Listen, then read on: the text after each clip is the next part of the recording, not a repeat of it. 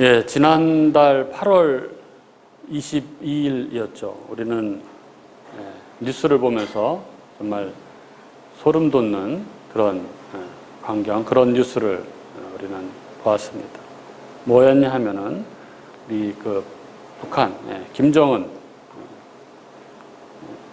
국무위원장이 그 전날 평안남도 침수 피해 지역을 가서 그곳에서 그 김덕훈 내각 총리를 아주 거친 말로 비판한 그런 내용의 뉴스였습니다.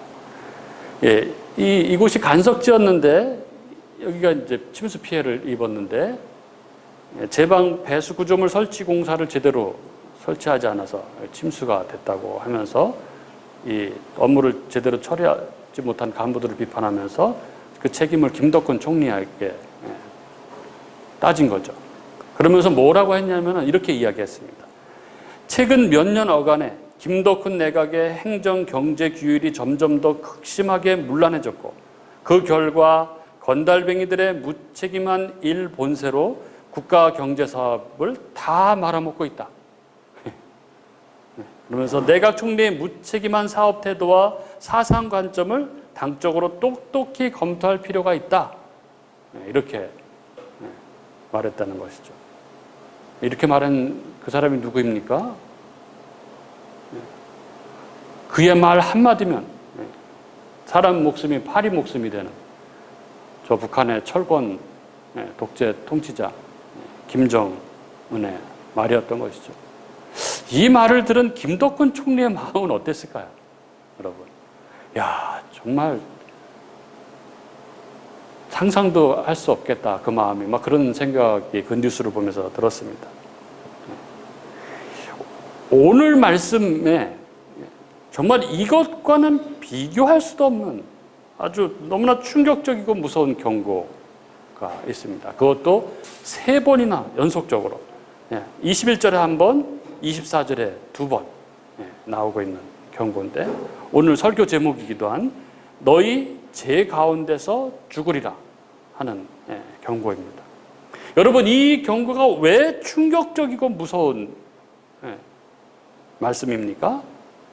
이 말씀은 한낱 인간 권력자하고는 비교할 수도 없는 그 하나님의 아들 예수 그리스도, 그가 누구입니까? 바로 천지간의 선과 악을 심판하실 심판주이신 그분께서 하신 말씀이기 때문에 그런 것이죠.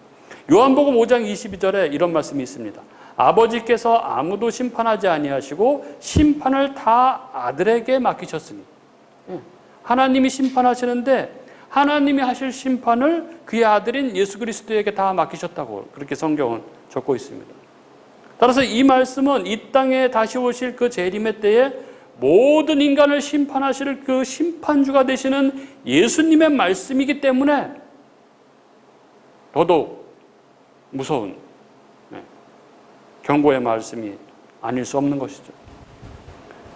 그럼 예수님의 이 말씀, 이 무서운 경고의 말씀은 왜 어떻게 나오게 된 것일까요? 그 배경은 무엇인가요? 먼저 그 배경을 한번 살펴보자면 오늘 예수님께서 이 말씀을 하실 때 그 말씀을 하는 대상은 예수님의 말씀을 거부하는 사람들이었습니다. 바리새인들은 예수님께서 성전에서 말씀을 가르치실 때 예수님을 거부하고 배척하고 죽이려고 했습니다. 앞에 요한복음 8장 12절에 보면 예수께서 또 말씀하여 이르시되 나는 세상의 빛이니 나를 따르는 자는 어둠에 다니지 아니하고 생명의 빛을 얻으리라고 그렇게 기록되어 있습니다. 예수님은 스스로 세상의 빛으로 이 땅에 오셨다고 그렇게 말씀하셨습니다. 이 말씀은 지난주 우리가 함께 나눈 것처럼 내가 바로 너희가 켜서 초막절에 성전의 뜰을 환하게 밝히는 그 등불이 궁극적으로 의미하는 그 빛, 내가 바로 창조의 그 빛, 광야에서의 그 불기둥이었으며 내가 바로 스가랴 선지자가 예언했던 그 빛, 바로 하나님의 아들 그리스도다 하는 말씀이셨습니다. 그런데 바리새인들은 네가 무슨 빛이냐, 네가 무슨 하나님의 아들 그리스도냐 하고 비아냥거렸습니다. 그리고 예수님을 믿지 않고 심지어 예수님을 죽이려고까지 했습니다. 그러나 아직 예수님의 때가 이르지 않으셨기 때문에 그들은 예수님을 죽일 수가 없었다. 이렇게 성경은 기록하고 있죠. 지난 말씀 20절 마지막 절에 보면 이 말씀은 성전에서 가르치실 때에 헌금함 앞에서 하셨으나 잡는 사람이 없으니 이는 그의 때가 아직 이르지 아니하였음이로라. 이렇게 기록하고 있는 것이죠. 예수님이 죽으실 때가 되었다면 바리새인들은 예수님을 죽였을 것입니다. 왜냐하면 이들은 예수님의 말씀을 맹렬히 거부하고 거절하고 배척하고 죽이려고 했던 사람들이었기 때문에 그런 것이죠. 예수님에 대한 전적인 거부, 이것이 오늘 말씀의 배경입니다. 이렇게 예수님과 예수님의 말씀을 거부하는 자들에게 선언된 이 오늘 본문이 무서운 경고의 말씀인 것이죠.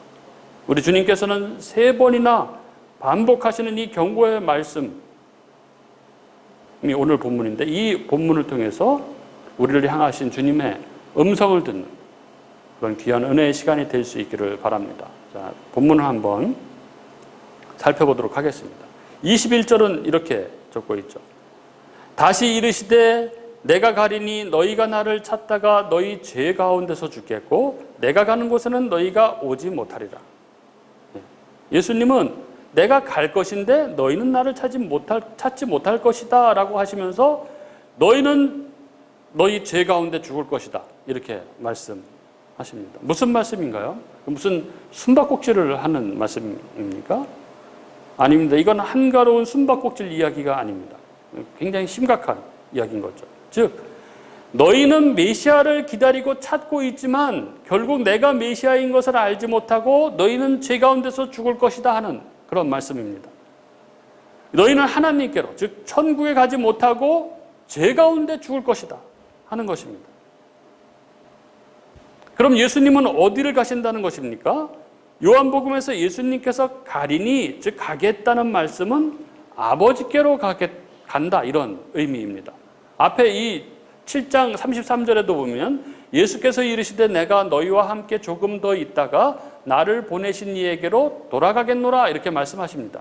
여기서 나를 보내신 이에게로 돌아가겠노라 할 때 이 돌아가겠노라가 오늘 말씀에 가리니 하고 같은 단어 헬라어로 휘파고입니다.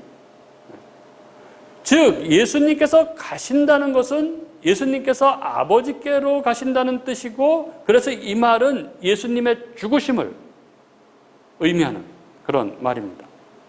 예수님의 말씀은 나는 조금 후에 죽을 것이다. 그러나 너희는 나를 찾지 못할 것이다. 그러면서 너희는 너희 죄 가운데 죽을 것이다. 이렇게 말씀하고 계신 것입니다. 오늘 보면 8장 21절 말씀은 두 종류의 죽음에 대해서 말씀합니다. 두 종류의 죽음. 하나는 하나님께로 천국으로 가는 죽음이고 또 다른 하나는 죄 가운데 당하는 죽음. 멸망당하는 죽음입니다. 똑같은 죽음이지만 둘은 전혀 다른 곳으로 가게 되는 죽음입니다. 너무나 섬찟한 경고의 말씀 아닙니까? 그런데 바리새인들은 예수님의 이 말씀을 이해하지 못했습니다. 그래서 예수님이 가시는 곳에 저들이 올 수 없다고 그렇게 말씀하시니까 저가 자결하려는가 이렇게 조롱했습니다. 왜 뜬금없이 이렇게 저가 자결을 하려는가 그들은 이렇게 말했을까요?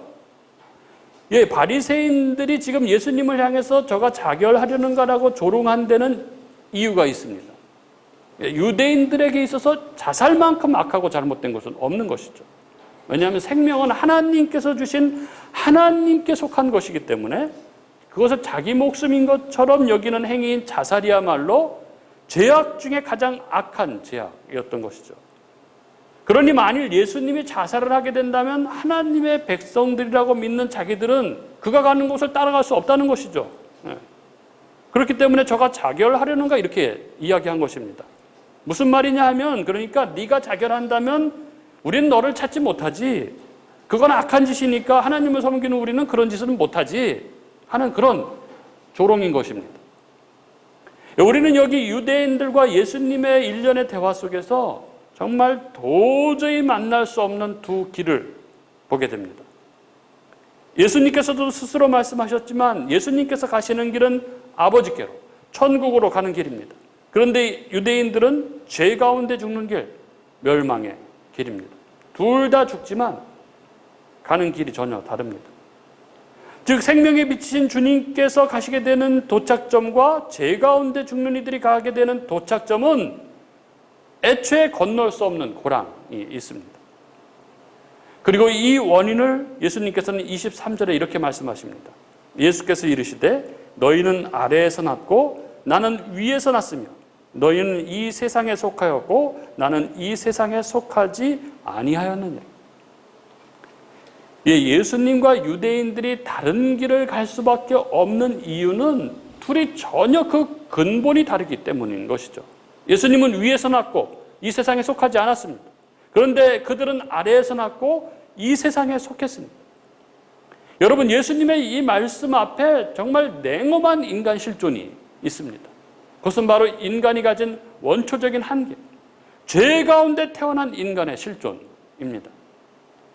그런데 지금 예수님께서 말씀하고 계시는 이 상황은 자신들은 아브라함의 자손, 즉 선택받은 하나님의 백성, 그래서 그들에게 주어진 하나님의 법, 즉 율법을 철저히 지킴으로 그들은 당연히 자신들은 하나님 나라, 천국에 갈 수 있다고 믿고, 그래서 율법을 지키는 것을 생명처럼 여기고 있는 그들에게 너희가 구원에 전혀 불가능한 자라고 그렇게 선언하고 있는 그런 말씀이라는 것입니다. 만약 예수님께서 조금 다르게 말씀하셨다면 달라졌겠죠. 노력이 좀 부족하다. 더 열심히 더 철저히 율법을 지키면 너희가 아버지께로 천국에 갈 수 있다. 이렇게 말씀하셨다면 이들은 자기를 더 채찍질하고 더 노력하고 더 애쓰고 했을 것입니다. 하지만 예수님께서는 전혀 불가능하다. 너희가 하나님께로 가는 것은 전혀 가능성이 없다. 이렇게 말씀하고 계신 것이죠. 너희가 아무리 율법을 그렇게 철저히 지킨다고 한들 너희는 아래에서 났고 이 세상에 속한 자들이기 때문에 너희는 아버지께로 천국에 올 수 없다. 이렇게 말씀하고 계신 것입니다. 우리는 오늘 이 주님의 말씀 속에서 아주 냉엄한 인간 실존을 우리는 보게 됩니다. 유대인들이 아무리 율법을 지키고 선행을 한다 하더라도 도달할 수 없는 그 하늘나라, 천국. 그들이 아무리 노력하고 공로를 쌓는다고 해서 문제가 해결될 문제가 아닌 그 구원, 이에 대한 깊고 깊은 절망, 이것이 오늘 본문 저변에 깔려있는 우리 인간이 처한 우리 인생의 실체인 것입니다. 우리 교우님들은 이 절망이 어떤 것인지 경험해 보신 적이 있나요? 혹시 살아오면서 나의 죄로 말미암아 내가 하나님께로 절대 갈 수 없다는 것을 깊이 한번 생각해 본 적이 있으신가요? 우리 부자와 거지 나사로의 이야기를 아실 것입니다. 지옥의 불꽃 속에서 손가락 끝에 물을 찍어서 내 혀에 한 방울만 달라고 절규하는 그 부자의 모습을 한번 깊이 묵상한 적이 있으십니까? 어떤 신학자는 무신론자가 될 지경까지 내려가 보지 않았다면 진정한 신자가 될 수 없다, 이렇게 말을 했습니다. 신자가 하나님 앞에 도저히 구원받을 수 없는 존재라는 것에 대해서 그 정도 깊이 있게 회의해 보지 않았다면 그의 신앙은 믿을 수 없다는 것입니다. 너무 얇다는 것입니다. 오늘 주님께서 하시고 계신 말씀은 결코 과장된 이야기가 아닙니다. 이건 엄연한 진리입니다. 인간은 근본적으로 너나 할 것 없이 모두 스스로는 하나님께 전혀 도달할 수 없는, 그래서 죄 가운데 죽을 수밖에 없는 자들, 그렇게 영원한 불지옥에 던져질 자들입니다. 그것이 인간이 처한 가장 긴박한 문제, 그러나 도저히 어찌할 수 없는 전혀 불가능한 인간 실존인 것입니다. 그에 대한 우리 주님의 경고의 선언이 바로 너희 죄 가운데 죽으리라 하는 말씀입니다. 그런데 여러분, 우리는 오늘 본문 마지막 절에 아주 믿을 수 없는 반전을 발견하게 됩니다.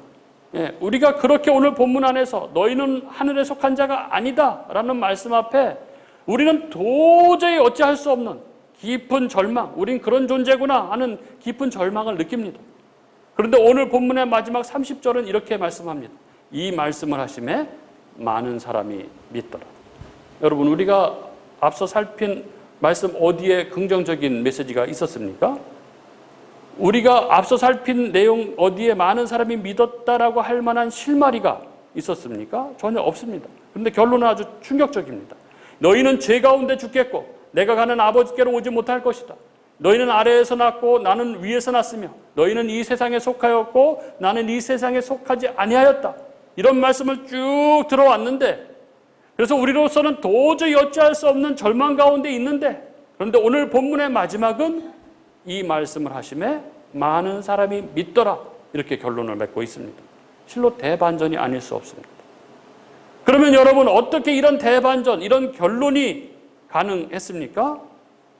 오늘 말씀을 다시 천천히 읽어보면 우리는 예수님께서 거기 있던 유대인들에게, 그리고 우리에게 그렇게 강력하게 깊은 절망을 말씀하시면서도 그 속에 이 깊은 절망을 벗어날 길을 함께 말씀하고 계신다는 사실을 발견하게 됩니다. 태생적으로 하나님께 갈 수 없는 우리가 어떻게 위에 속한 자, 예수님처럼 이 세상에 속하지 않은 자, 그 예수님처럼 아버지께로 천국에 갈 수 있는가? 그에 대한 대답은 바로 이것입니다. 너희가 만일 내가 그인 줄 믿는다면, 너희가 만일 내가 그인 줄 믿는다면. 여기 내가 그인 줄이라는 어구가 바로 우리가 잘 아는 에고에이미입니다. 하나님의 이름이죠. 모세가 불타는 그 떨기나무 앞에서 들은 하나님의 이름, I am who I am, 나는 스스로 있는 자, 에고에이미입니다. 예수님은 지금 당신이 바로 여호와 하나님이심을 밝히고 계신 것입니다. 예수님은 이미 앞에 4장에서 사마리아 여인에게, 그리고 6장에서 풍랑에 있는 바다 위에서 공포에 떠는 제자들을 향해서, 그리고 계속해서 7장과 8장에 스스로를 에고에이미, 즉 당신이 하나님이심을 밝히셨고, 오늘 본문에서도 많은 군중들 앞에서 자신이 하나님 되심을 선포하고 계신 것입니다. 그렇습니다. 우리 주님이 바로 하나님의 아들, 바로 하나님이십니다. 하나님이신 그분이 우리의 죄의 문제를 해결하기 위해서 이 땅에 인간의 몸을 입고 오신 분, 우리 주님이 바로 그리스도이십니다. 그리고 우리 주님이 하나님이심을 믿는 자, 우리 주님이 그리스도이심을 믿는 자들, 그들은 아버지께로,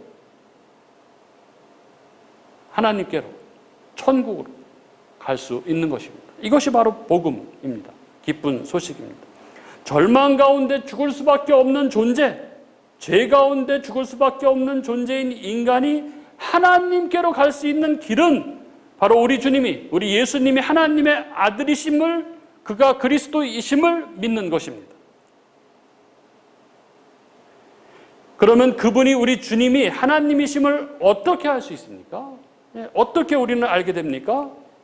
바로 오늘 본문 28절 말씀입니다. 28절에 이렇게 적고 있죠. 이에 예수께서 이르시되 너희가 인자를 든 후에 내가 그인 줄 알고 또 내가 스스로 아무것도 하지 아니하고 오직 아버지께서 가르치신 대로 이런 것을 말하는 줄도 알리라. 여기 든다라는 표현은 이게 십자가에 높이 들리우신다는 그런 의미입니다.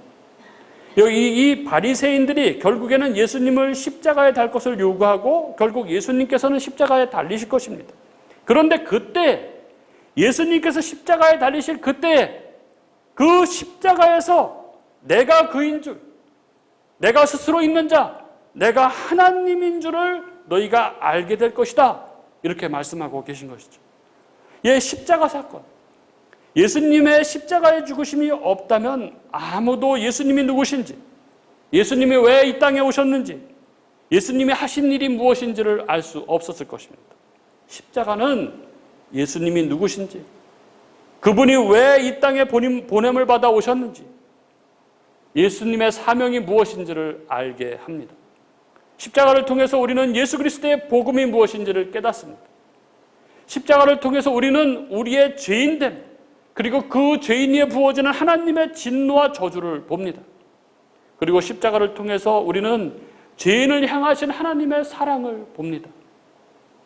십자가를 통해서 우리는 하나님의 무한하신 사랑이 우리의 억만 죄악을 다 용서하시는 것을 봅니다. 십자가를 통해서 우리는 비로소 하나님께 받아들여지는 존재가 되는 것을 봅니다. 십자가의 주님을 통해서 우리는 비로소 우리가 돌아가야 할 본향이 있다는 것을 알게 됩니다. 예, 십자가는 우리 주님이 누구신지를 드러내는 우리 주님의 최고의 자기 계시입니다. 사랑하는 우리 교우 여러분, 요한복음이 전하고자 하는 메시지가 무엇입니까? 누차 말씀드린 대로 요한복음 20장 31절에서 예수님이 하나님의 아들 그리스도이심을 믿게 하려고 요한복음을 썼다고 사도 요한은 밝히고 있습니다. 지금 바리새인들이 자신들이 서 있는 영원한 죽음의 자리에서 벗어날 수 있는 길은 하나밖에 없습니다. 그것은 그들 앞에 계신 예수님이 바로 하나님의 아들이신 그리스도이심을 믿는 것입니다. 그리고 이것은 이 세상에 있는 모든 인간에게도 마찬가지입니다. 사도 요한이 쓴 대로 예수님을 믿고 그 이름을 힘입어 생명을 얻는 것, 이것밖에는 살 길이 없습니다. 이것이 죄 가운데 죽을 수밖에 없는 인간에게 하나님이 주신 유일한 탈출구, 생명의 길입니다. 오늘 본문에 등장하는 유대인들은 율법을 옷술에 달고 다니며 길거리에서 큰 소리로 기도하고 사흘에 한 번 금식하는 것을 자랑삼아 떠벌이던 사람들, 자기 나름대로는 하나님의 자녀다운 삶을 살고 있던 사람들이었습니다. 그러나 그들은 진정 하나님을 믿는 사람들이 아니었습니다. 그들은 하나님이 주신 율법의 목적, 그 율법이 가리키던 본체, 예수님이 바로 하나님의 아들 그리스도이심을 그들은 알지 못했습니다. 지금도 마찬가지입니다. 여러분, 지금도 마찬가지입니다. 교회를 다닌다고 다 믿는 것이 아닙니다. 직분이 그의 믿음을 담보하는 것도 아닙니다.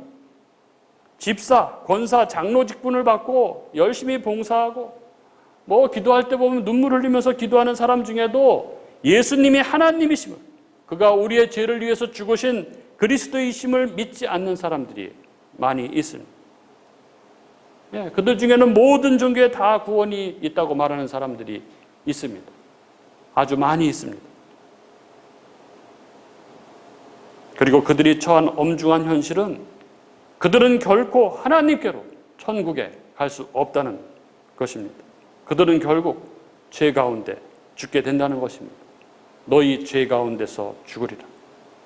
인간은 절대 스스로 그 어떤 것으로도 구원에 이를 수 없습니다. 그 어떤 선행으로도, 아무리 많은 재물로도, 그 어떤 신비한 지식으로도 구원에 이를 수 없습니다. 그러면 무엇입니까?